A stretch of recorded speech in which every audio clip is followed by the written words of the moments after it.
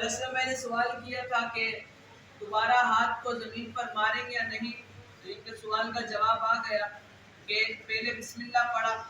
ہم نے ہاتھ زمین پر مارا، آگے اور پیچھے کی طرف کیا، تو سب سے پہلے ہم نے کیا کیا، چہرے کا مسح کر لیا۔ چہرے کا مسح کے اندر کیا ہے، جہاں سے بال اٹھتے ہیں یہاں سے لے کر پورا چہرہ، جو وضو کے اندر دھونا فرض ہے اس طرح پورا چہرہ مسح کر لیا۔ اب دوبارہ زمین پر اس طریقے سے ہاتھ ماریں گے، ہاتھ کو آگے اور پیچھے کریں گے، مٹی زیادہ لگی ہو تو اس کو جھاڑ لیں گے، اور پھر کیا کریں گے، دونوں ہاتھوں کو ناخنوں سے لے کر کونوں سمیت مسح کریں گے۔ اس کا بہتر طریقہ یہ ہے، یعنی مسح کرنے کا بہتر طریقہ یہ ہے، الٹے ہاتھ کے انگوٹھے کے علاوہ، یہ الٹا ہاتھ ہے، یہ انگوٹھا اس کے علاوہ 4 انگلیوں کا پیٹ سیدھے ہاتھ کی پشت پر رکھیے اور انگلیوں کے سرے سے کونوں تک لے جائیں۔ یہ دیکھیے، یہ مسح کرنے کا طریقہ صحیح ہے، لے گئے پورا مسح کر لیا۔ اب اس کی پشت رہ جائے گی ہمارے ہاتھ کی، اب پشت سے اس طرف کا ہم مسح کر لیں گے۔ اگر کوئی پورے ہاتھ کا مسح پورا مٹی سے، جیسے بندے نے مسح کا اپنا ہاتھ تر کر لیا، اب پورے ہاتھ کا بھی اس طریقے سے اگر کرے گا تو مسح ہو جائے گا، لیکن خلاف سنت ہے۔ سنت کیا ہے، یہ کرم اس طریقے سے کرنا، یہ سنت ہے۔ اور انگوٹھے کی پیٹ سے سیدھے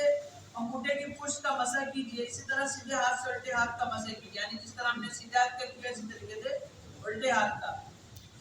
اور جیسے میں نے بتایا کہ ایک دم اگر پورے ہاتھ کا اگر مسح کر لیا تو مسح ہو جائے گا، لیکن سنت ادا نہیں کی، خلاف سنت ہوگا۔ تیمم کے اندر سر اور پاؤں کا مسح شامل نہیں ہے، یہ مسح بتا دیا۔ سب سے پہلے نیت کری، بسم اللہ پڑھی،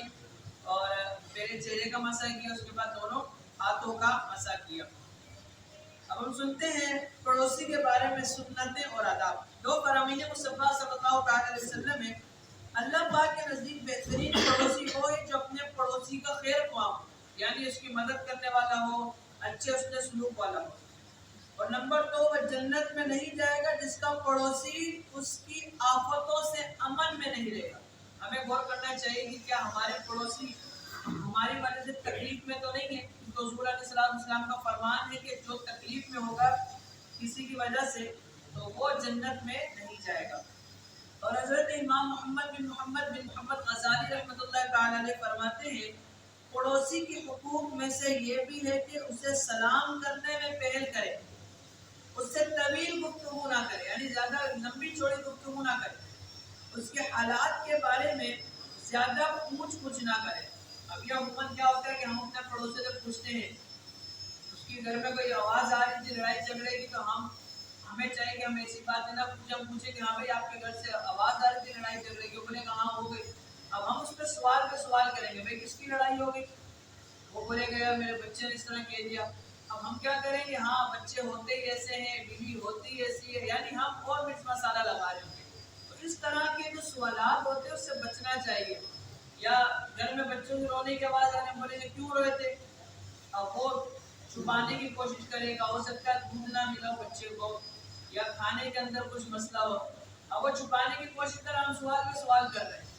اب وہ کتنا ہم سے چھپائے گا، وہ جھوٹ پہ جھوٹ بولے جا رہا ہوگا ہماری وجہ سے۔ تو اس لیے اپنے پڑوسی سے اتنے سوالات کرنے سے بچنا چاہیے۔